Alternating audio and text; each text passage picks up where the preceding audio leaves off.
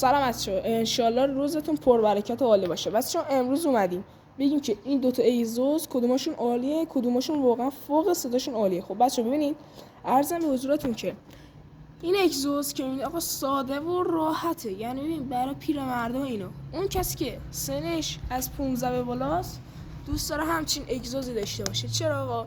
چون صدای میزانی داره. ولی خب بچه‌ها این صداش چیه؟ فوشخور آقا، فوشخور.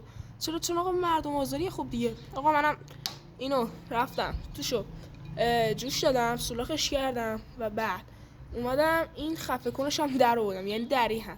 ببین حالا بچه این صداشو اینو نگاه کنید تا براتون روشنش کنم. اینم کلیتش روشنه. آها این داداشیه.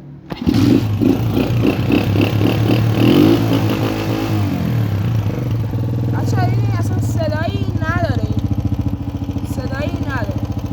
حالا بچه هم میریم اینا اینو خاموش کنم. خب بچه حالا این صداشو نگاه، شاید بعد روشن